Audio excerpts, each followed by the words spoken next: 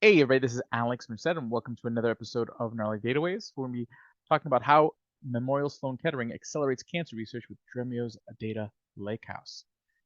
But before we do that, let's talk about Dremiotestdrive. So make sure to get your hands on the Data Lakehouse at no cost, no obligation by trying out Dremiotestdrive. Just head over to dremio.com, click that test drive button, and you're off to the races. Also, make sure to pick up an early copy of Apache Iceberg, the definitive guide from O'Reilly, which is slated for release early next year. But you can get yourself an early copy now by scanning that QR code right there.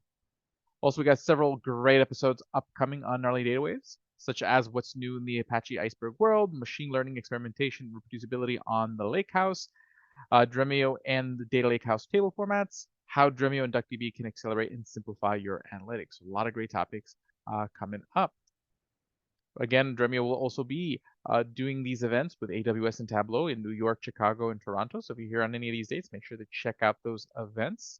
And we'll also be all around the world, okay, at different conferences such as Big Data AI, Big Data London, Coalesce, Data Festival, Big Data and AI World. So if you're at any of these events, make sure to check out the Dremio table and go pick up some Dremio swag. And with no further ado, let's talk about data mesh in practice, accelerating cancer research with Dremio's Data Lakehouse. And for this presentation, we have Arfath Pasha, Senior Software Engineer at Memorial Sloan Kettering, and Tony Truong, Senior Product Marketing Manager here at Dremio. Arfath, Tony, the stage is yours. All right, thank you, Alex, for the warm introductions. And like Alex had mentioned, today we have a very special guest. His name is Arfath Pasha. He is a Senior Software Engineer at MSK. And in today's episode, he'll be going over how he uses Dremio for data mesh in order to accelerate cancer research. And before I start, if you have any questions anytime throughout the session, go ahead and leave them in the Q&A section. With that being said, Arfath, the show is yours. Thanks, Tony, for this opportunity. We've had the pleasure of using Dremio now for 2 years, and I'd love to share our story. So I'm a software engineer at Memorial Sloan Kettering Cancer Center. It's one of the leading cancer care institutes in the US, and MSK was founded in 1884. And not many people know, but MSK has 2 wings to the hospital. The Memorial Hospital, where patient care happens, and Sloan Kettering Institute, where there's a lot of research being conducted.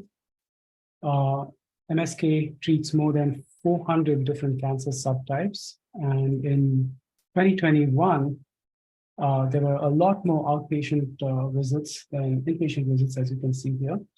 And this is deliberate to reduce the amount of time patients spend in the hospital, so their recovery and overall care is much better.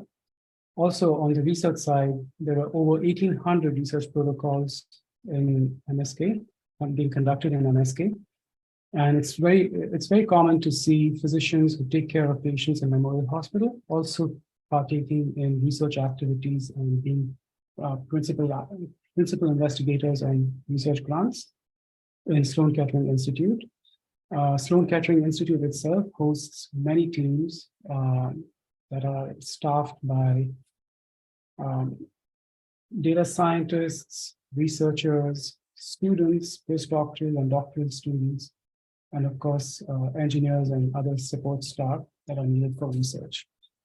The Institute is very well known for discovering many different cancer genes, learning about signaling pathways, cell signaling pathways, and learning about immune system response. And because all of these are very important for treating cancer patients. Because of the large volume of patients that we have a very unique very unique data sets across these various modalities: clinical, radiology, pathology, and genomics predominantly. And these are very large and rich data sets that are being used right now in research. And lately, we started using them in conjunction because we're finding that the signal that we get by combining these data sets is much stronger and more, give us a better confirmation when we are looking for new biomarkers or improved diagnostics, or even for patient stratification where patients are put into subgroups based on their disease types. The big challenge with doing all of this is, of course, the data management challenge. Dealing with different modalities of data can be difficult. These are not simple data sets. And also there is a big regulatory concern. We want to make sure that the data is handled well and patient information is maintained private. So data governance is a big challenge. And there are also many technical barriers in bringing this data from the data marts where they exist to the researchers and making it easily available for them to perform their analysis and computations. So I belong to a team of engineers, and this is our team on the right-hand side. Our focus is to build a scientific data management and compute system for research.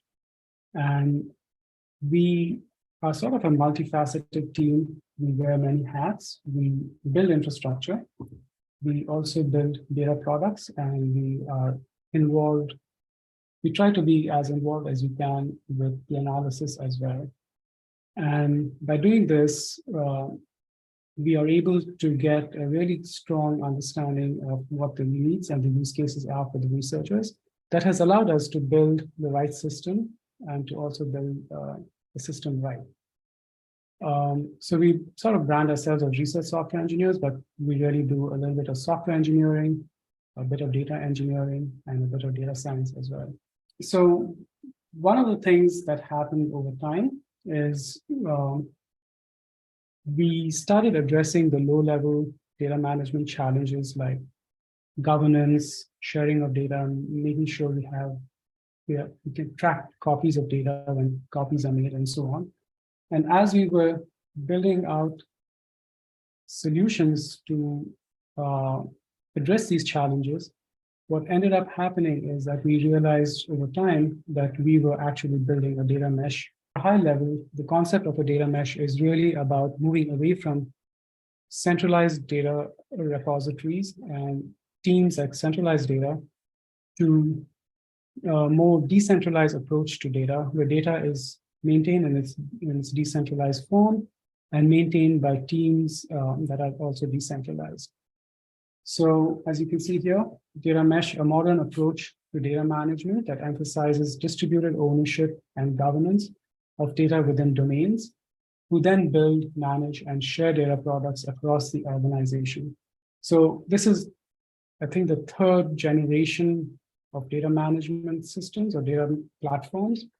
First generation being enterprise data warehouse, the second generation being data lakes, and now we have data mesh, which is totally, it's all about decentralization.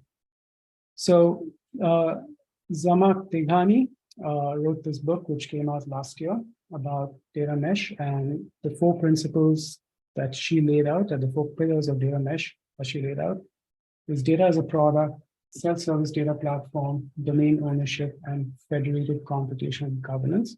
Data as a product really means data that is discoverable, well-documented, understandable, accessible with decreased lead time, and ultimately usable. So about thinking about data literally as a product and thinking about how easy it is for consumers or customers of that data to use the data.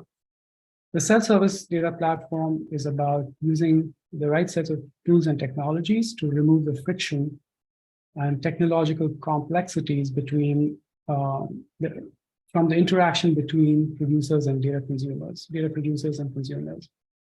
And domain ownership is, of course, about trying to get down to the source, having consumers interact directly with the data producers and reducing the hops that the consumers have to go through to get down to the source of the data.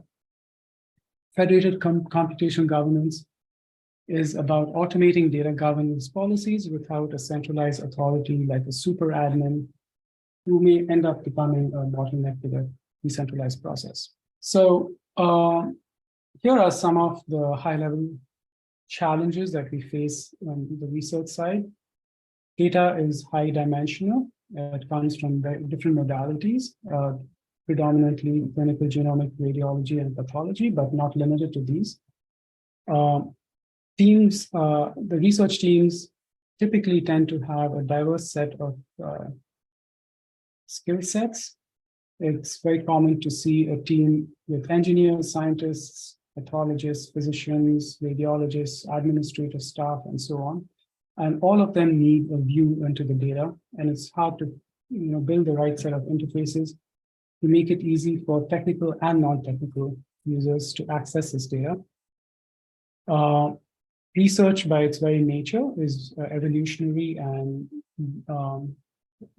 requires a lot of exploration. And through this exploration, it's common to have different versions of result sets and data sets being created. And for this reason, data versioning is very important to help manage this data and make it easy to understand and find later on. The data, we deal with structured and unstructured data, very large binary objects like pathology images and radiology scans, genomic files, which can be pretty large as well. And we deal with data sets of all kinds of sizes, small data sets with maybe 100 rows to very large data sets that can be up to 1 billion or hundreds of millions of rows. And typical data sets of about 10 columns to very wide data sets, which can have up to 1,000 or more columns. The data can be very messy. Oftentimes, there are errors from data entry, or there's missing data.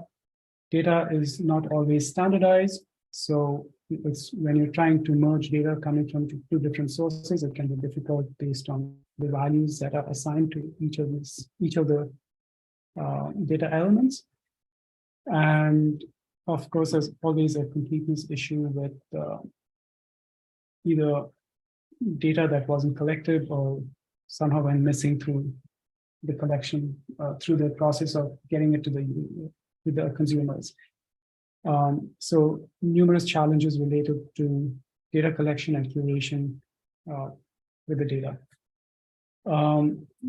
And data is always siloed in data marts. You can't do away with data marts. When you have a department of pathology, that they will end up maintaining their own data mart, and you need to source the data from that department and so on with other departments like radiology and so on. Privacy is a massive concern. We care a lot about our patients' identifiable information and try to guard it with the best possible means that we can.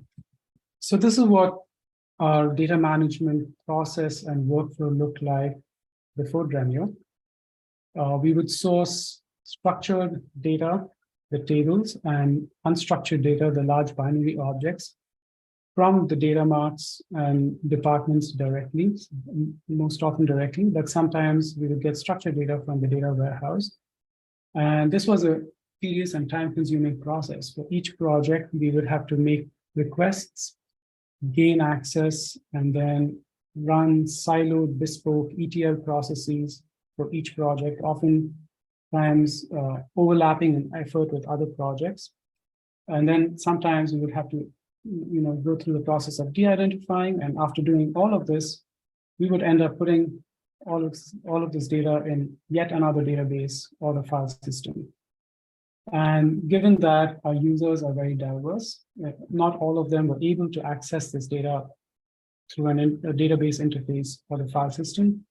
So it wasn't very uncommon to have people extract data from the data lake and then share it across the team using Excel files. And when that happens, it's almost impossible to track copies of that data as they are being circulated within the team.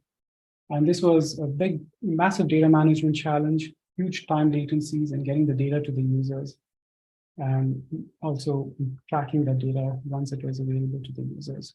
So again, high level, the solutions or the requirements that we wanted to satisfy at the architectural, data management, and the personnel level was to have an on-premise deployment, because the data was all on-prem.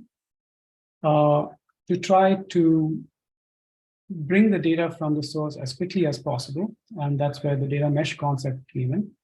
It's something that we sort of evolved into and chanced upon and didn't know from the start, but realized that what we were doing was really building out a data mesh by mitigating the hops or the intermediate steps needed to get the data from the source to the consumers.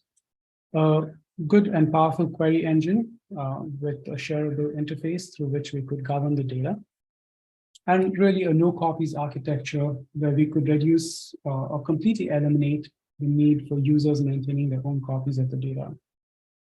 For the data management side, I'd already mentioned we wanted to completely eliminate the ETL processes, the siloed ETL pipelines that we were building for each project, and have data accessible with reduced lead time. Documentation is a big problem. It's very common not to see good documentation for data. It's expected in code these days, but for data, it's still a huge missing piece, especially in the machine learning community. There's that culture or the habit of documenting data sets is not around. So we took on this challenge after coming across a really interesting paper called Data Sheets for Data Sets by Tim McGebbler, which I'll get more into.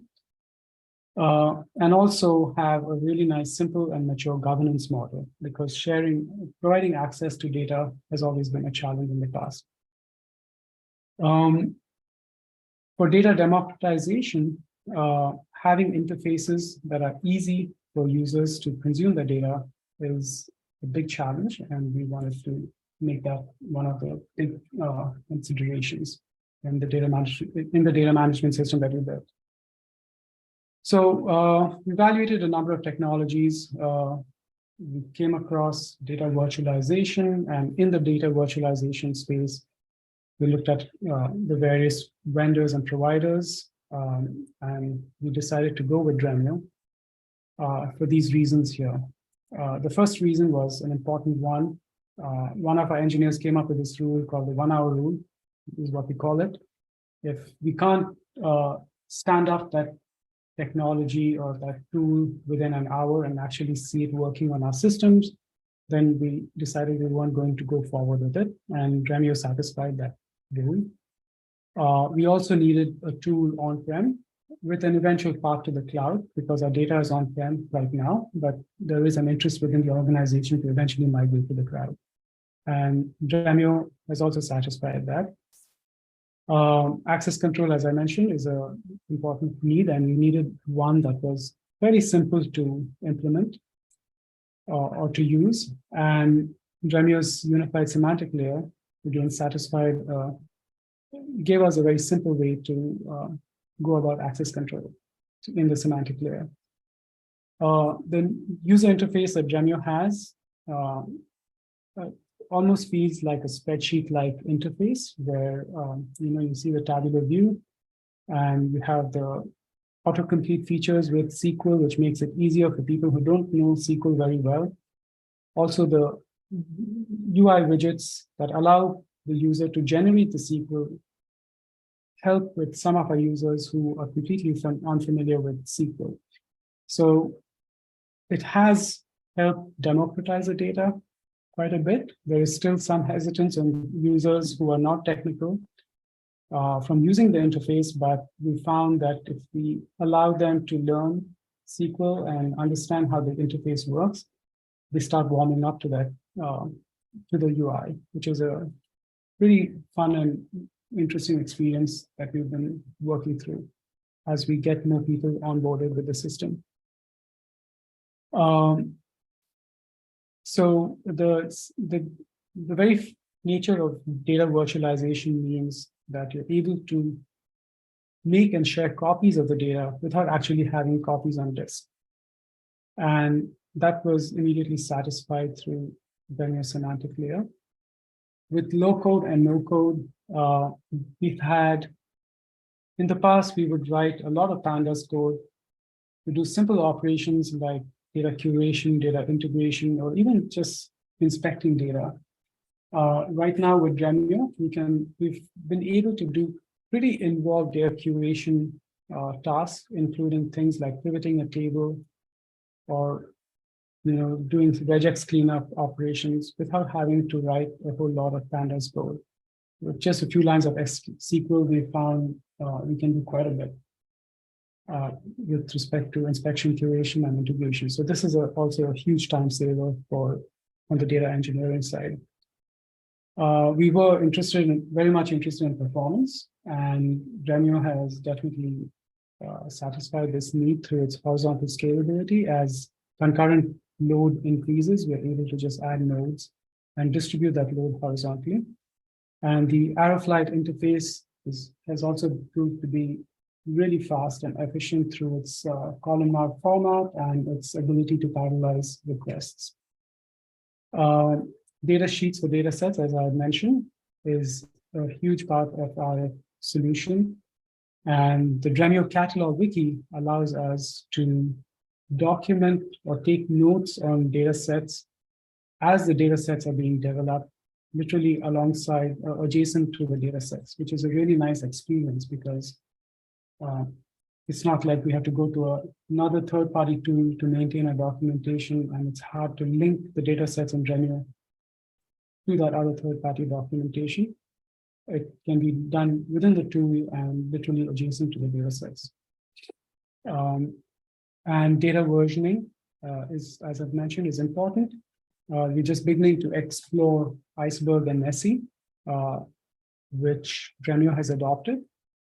And we plan to start using it in our workflows and in our projects in the near future.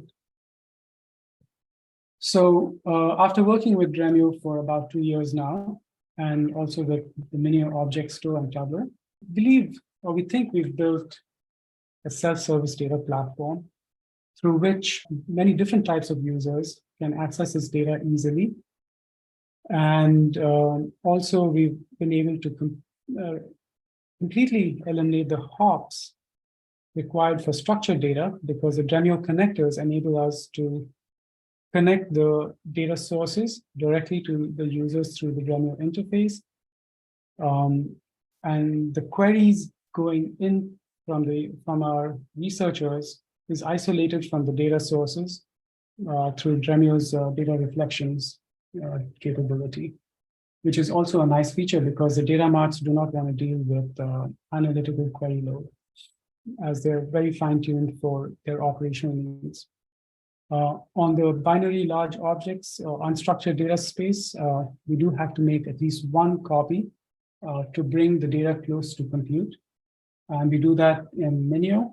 But once we do it in Minio, we're able to very easily make it available to other compute units within the organization or on the cloud through Minio's replica management, and be able to track the replicas that we have. And by doing that, we are able to prevent the users or eliminate the need for the users to make their own copies of this data, which can be difficult to track and also ends up taking a lot of space and takes a lot of time to clean up later. So overall, we've been able to reduce the time of delivery to data to the consumers from literally weeks to months to now minutes to days because of the increased connectivity and the reduced hops. And also the zero copies architecture has been fantastic in eliminating user copies, the need for having user copies. So the top three benefits or the lessons learned, I guess, from building such an architecture for scientific data management is the trust that we managed to build between data product owners and data consumers through the Dremio lineage that Dremio shows. Users can see exactly where the data came from. As that underlying data gets updated, the semantic layer data also gets updated. So that's an assurance that they're getting the latest data with all the recent corrections applied to it, which is also gives the users an assurance that they are working on data that is rich and clean, as opposed to getting a snapshot of the data and then completely having that snapshot pass through many hands before it comes to the consumer, and not being able to talk to the producer of the data or have any interaction with the producer to know if there are any updates to the data. So it's a big trust factor that Dremio has brought to the fore for our data management. Also, we've managed to reduce the delivery time quite a bit by eliminating a lot of ETL, especially on the structured data side. And through Dremio's interaction with Minio, and Minio as a beautiful on-prem object store, we've also managed to reduce the amount of ETL that we need to do for the structured data. User data copies are pretty much eliminated now because everyone's happy working with the semantic layer and sharing data on the semantic layer. The user interface has been gaining more usage across the skill sets that we have. And we've had to, help users warm up to it and teach them how the interface works. But outside of that, I think most users are pretty happy working with the interface. And it's also easier to share and track their data through the lineage. So data sheets for data sets was an idea and a paper that was written by Tinmit Gabriel. The link is below. And it was a revealing paper for us to read because we were dealing with these challenges day in, day out, and had a need for this. And I think Tinmit Gabriel in her paper does full justice to highlighting this problem and also providing a really elegant and nice solution. The nice thing about Dremio is it provides the tooling that we need to make data sheets for data sets happen. As you can see, the data tab contains the actual data, and the catalog tab, which sits right adjacent to the data tab, can contain the documentation. So as Tinmit Gabriel argues in her paper, it's really important for data producers to document the data set composition, to say what does the data actually comprise of? Does it contain any patient identifier information? Is there a label or target associated with each instance? Is any information missing, or are there any quality issues, noise errors, and so on with the data? And also very important for analysts is to know what the collection process was. Whether the data was directly observable from raw data, reported by subjects, or if it came from some other source, and what the provenance of that source is. Whether the data was manually collected or came automatically or through a software program is important to know. Whether it's validated and verified, and so on. A lot of times, this information is being exchanged between the producers and the consumers by word of mouth over Zoom calls and emails, and it's very, very inefficient and time consuming. So Dremio is now allowing us to bring in the culture for documentation, getting the producers to actually document the data in this format and make that documentation available right adjacent to the data sets that they present to their consumers. So now that we have addressed a lot of the low-level data management challenges, and we've chanced upon data mesh and sort of realized that what we are doing is really building a data mesh, enabling data marts to become data product owners, so connected directly with our data consumers. We're trying to address one of the tenets of data mesh, which is the federated computation governance piece. Here, we don't want a super admin being the bottleneck to the process. We want to federate this access out to tenant admins, where each tenant admin belongs to a team that's made up of the data producers with various users, and that tenant admin can govern the access to his or her team, as well as govern access to data to the data consumers. This is something that we've started building out with Dremio and Minio, and so far it's been going pretty smoothly, and we've developed a process and a workflow for the super admin to create tenant admins, and then for the tenant admins to provide access to users within the tenant admin team and to the data for data consumers. And also, we are interested in automating a lot of this process, including running audits on the logs.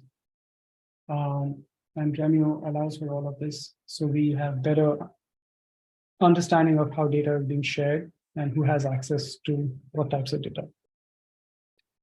And I think that's about it. And that's where we are with Dremio and Minio right now. All righty. Thank you, Arfath, for walking us through your journey with Dremio and datamesh. Now we'll go ahead and jump straight into Q&A. If you have any questions, please leave them in the box below. Hey, everybody. Welcome back. Okay, so you guys know the drill. If you have any questions, put them in the Q&A box below. We got a few questions coming in, but let's start off with, okay, Tony, this question's for you. I'm in a similar scenario here, but my data is in cloud object storage and some data warehouses. Could I use Dremio? Yeah, that's a good question. So that's actually a pretty common use case we see with customers that want to use datamesh. As you can see with Arfath here. Just an FYI, everyone, he's not able to join the Q&A because he had to drop off for emergency, personal thing. But yeah, you can use Dremio if you have data in cloud object storage, but also if you have data that needs to stay on premise, either for compliance or because you don't want to create any net new migration work, then Dremio, as long as we have a connector to it, we can support, federated query against that. Awesome. Our next question is, how does the Dremio semantic layer work? Yeah, so the Dremio semantic layer, basically how it works is you can create, I guess we can call it like domains within Dremio. So it's kind of like a view of your data. So you can organize it into hierarchy of folders. So the cool thing about it is you don't have to get a external tool to build the semantic layer. You have our query engine, and then you can create spaces, right? So you can do one by, like, let's just say, very simplified example, sales spaces, marketing spaces, view spaces, and within those spaces itself, you can create individual data products. So for example, for marketing, right, you could have one for channel attribution, and then for sales, you could have one for customer sales, or sales rep, like bonus, for example. I'm just kind of giving one off the top of my head. So you can organize it and grant access to individual users or groups, however you want to set that policy. And next question is it purely data virtualization or some data can be copied? Arfath mentioned some unstructured data, one copy was created. Yeah, so I think, so for him in that context, what he meant was he had like, I think, binary images from the original source file, and that's what he was calling unstructured data, and he copied it into cloud object storage for data cleansing, and that's where Dremio consumed the data. So that's the part of the copying. But is it purely data virtualization? Yes and no. So when we're querying the data lake, it's just like your Lakehouse query engine. But if you need to connect to data sources outside of the lake, then yes, we do support those federated queries against those data sets. Next, would be interested to know more about your security model within Dremio. For example, who has access to what data and along the organization of the semantic layer? So I think that really just depends. I don't know if you're asking how we're doing it at Dremio or with our customers, but I assume it's the latter. But one way to do it is, you can grant access at the group level.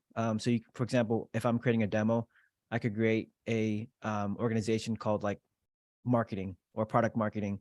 And within that product marketing domain, right, I can grant it specific access level. So maybe only view, maybe the ability to create and edit reflections. And then within those groups, right, you can add users. So let's just say we have Alex joining the marketing team.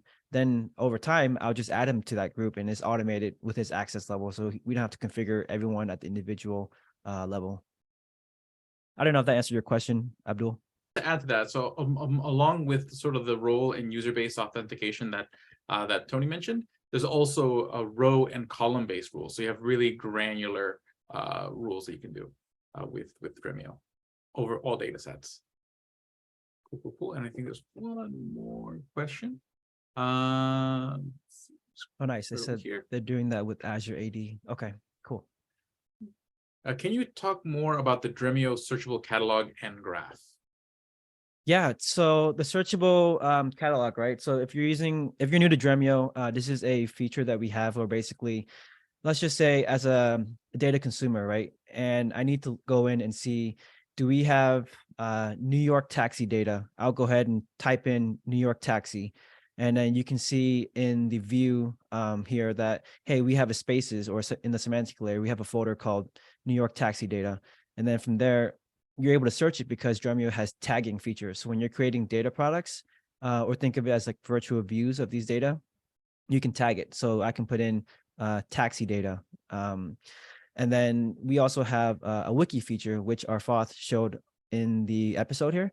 So basically what you could do is you can add business context to it, right? We've had customers where they want to use the wiki to use it as like a source to target mapping documentation. So basically just translate the source data into business friendly terms.